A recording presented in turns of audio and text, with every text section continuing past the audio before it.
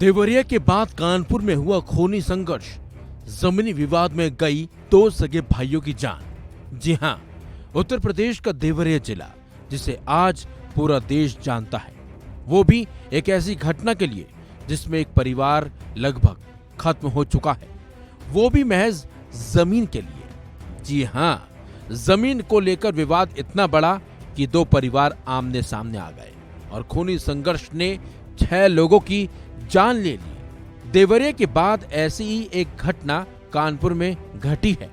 यहां भी जमीनी विवाद खूनी संघर्ष में तब्दील हो गया और दो सगे भाइयों की जान ले ली, जबकि कई लोग गंभीर रूप से घायल भी हो गए। चलिए अब आपको बताते हैं कि आखिर ये वारदात कहां और कैसे हुई। यह पूरा मामला कानपुर के गजनेर के नियाना गांव का है। गांव के रहने वाले सत्यनारायण शर्मा ने कई साल पहले गांव में ही एक जमीन ली थी। इस पर गांव के ही रहने वाले मोहन शुक्ला के परिवार से इनका विवाद भी चल रहा था, लेकिन अचानक किसी बात को लेकर दोनों पक्षों में अचानक ही विवाद हो गया और फिर मोहन ने साथियों के साथ मिलकर सत्यनारायण और उनके परिवार वालों पर हमला ही कर दिया। इस हमले में सत्यनारायण, उनके भाई रामवीर की पत्नी मधु, बेटी मीनू, काजल और बेटा संजू घायल हो गए, जिसके बाद उन्हें CHC से कानपुर रेफर किया गया था, जहां इलाज के दौरान सत्यनारायण और रामवीर की जान ही चली गई। आप सभी को विदित कराना है कि कल देर रात को थाना गजनेर क्षेत्र अंतर्गत शाहजहांपुर निर्नाया गांव में जो घटना घटित हुई है, उसमें कुल 8 अभियुक्त गिरफ्तार किए गए हैं।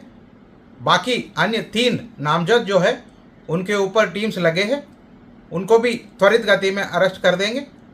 इसके अलावा मौके पर शांति व्यवस्था कायम है और स्थिति बिल्कुल सामान्य है। इधर डबल मर्डर की सूचना पर सीओ अरुण सिंह और गजनेर पुलिस मौके पर पहुंच गई।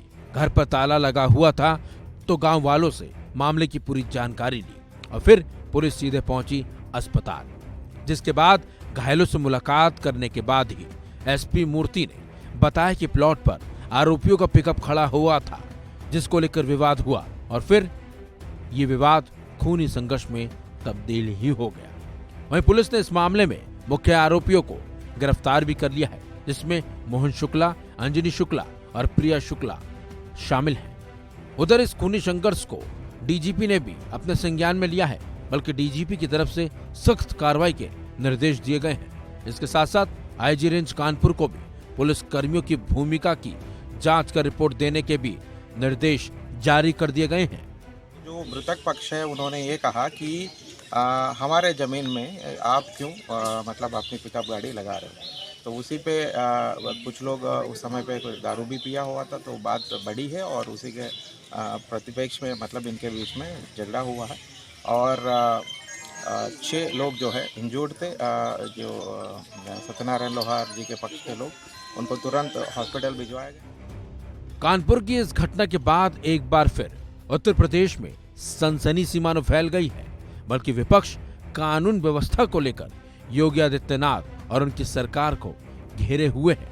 खैर, अब देखना यही होगा कि देवरिया के बाद कानपुर की इस घटना को पुलिस कैसे पूरे मामले को सुलझाती है और पीड़ित परिवार को कैसे इंसाफ दिलाती है, क्योंकि देवरिया में जो हुआ वो सबने देखा और कानपुर में जो हुआ वो भी देख लिया। कहीं जमीन विवाद और किसी की जान न ले ले, इसको लेकर भी अब कानून को और सख्त होना होगा। इस खबर में बस इतना ही। अपडेट्स के लिए बने रहिए वन इंडिया हिंदी के साथ।